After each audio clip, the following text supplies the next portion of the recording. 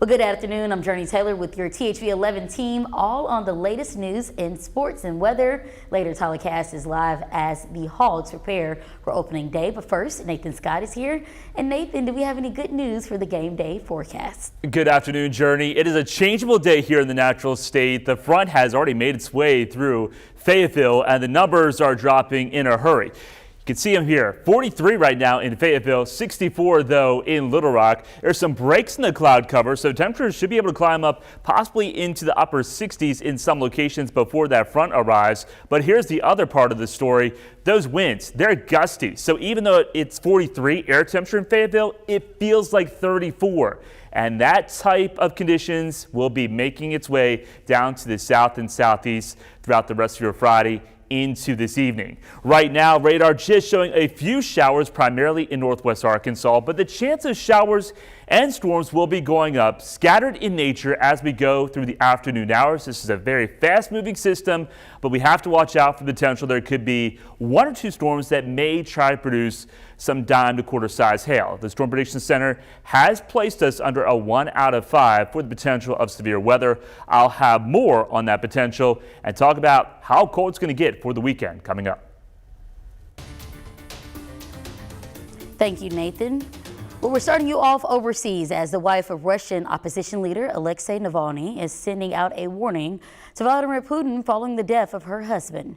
The 47-year-old was an outspoken critic of Russian President Vladimir Putin and his allies. Russia says he died after taking a walk at the prison where he has been detained on extremism charges.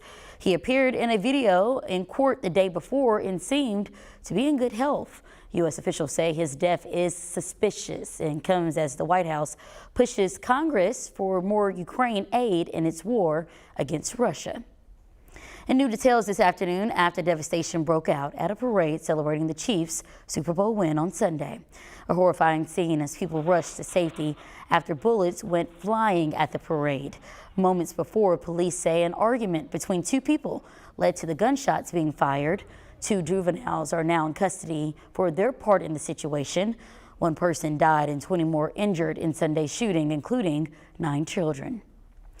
And a heated testimony on Thursday as Fulton County DA Fani Willis was questioned over her personal relationship with the lead prosecutor in Georgia's 2020 interference case against former President Donald Trump.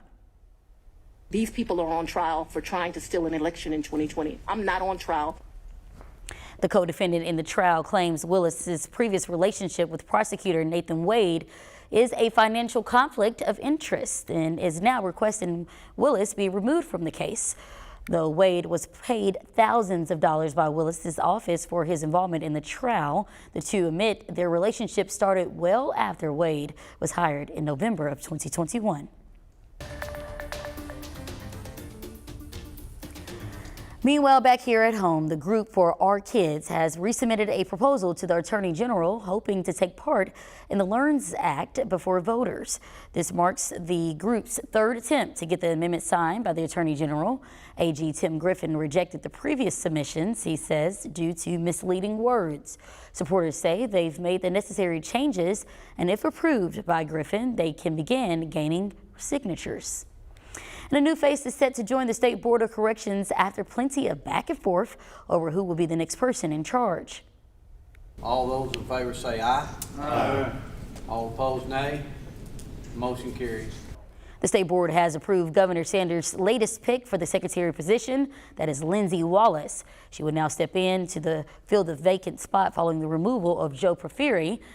Before being appointed, Wallace served as chief of staff for the department, a role she's had since 2020.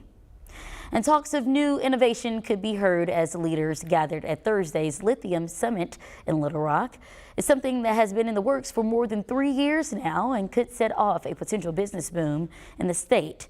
Governor Sanders kicked off the meeting by building on the resources already in Arkansas and points to the bromine industry as one of the reasons the Natural State is the perfect fit for lithium. I'm fully aware that this industry is just getting its footing and that there are plenty of hurdles to jump before we cross the finish line. As with anything new, there are a few things that still have to be worked out, but Arkansas is ahead of the curve.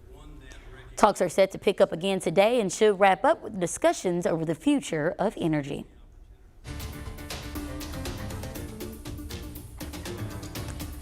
Now to a THV 11 update as Little Rock police announced the arrest of this man, Quintarius Thomas.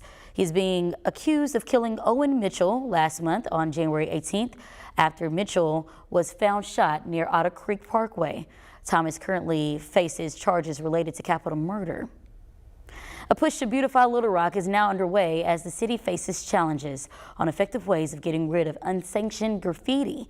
One Little Rock group is looking to do just that without involving the police or code enforcement. If you see a spray painted area and want to get rid of it, you should think twice before doing it though, as there are more effective ways of going about doing so.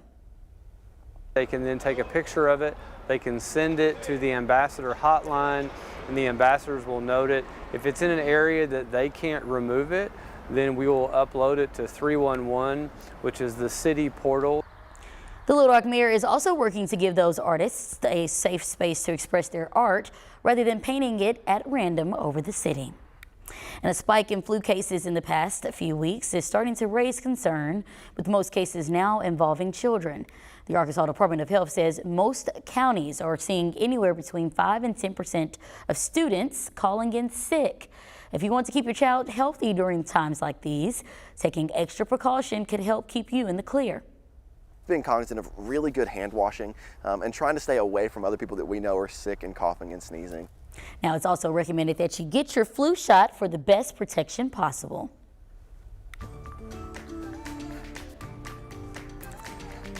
And it's an exciting time for Arkansas baseball fans as the Hogs dust off their bats for today's season opener. THV 11's Tyler Cash joins us from Fayetteville with everything you need to know just before things kick off. Tyler?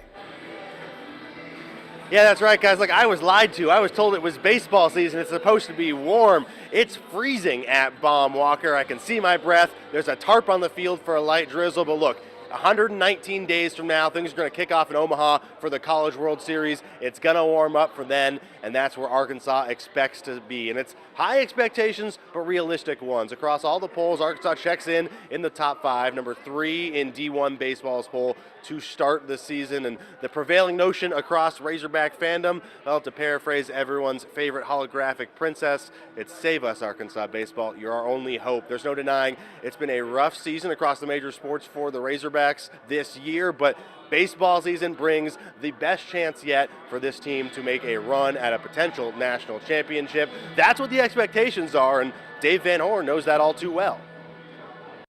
I think the expectation is that you're older, you're experienced, so we should be pretty good right out of the blocks. And I guarantee you every team in our league thinks the same thing, because every team in our league right now says they're going to a regional and they have a chance to play in Omaha, and maybe talent-wise that's true. But you got to play the games.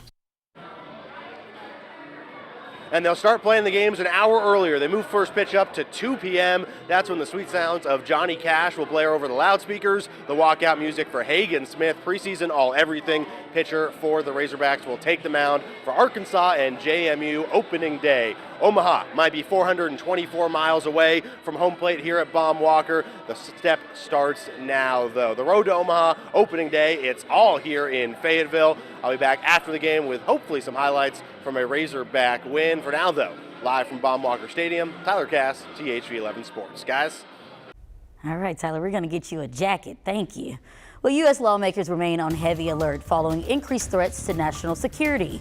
Coming up, we verify if anyone other than the president can release details on sensitive information in times of high pressure. And Tyler definitely does need a jacket, Jurnee, because colder air is really pouring its way into northwest Arkansas, and that cold air is headed to central Arkansas tonight into your Saturday. I'll have the numbers coming up.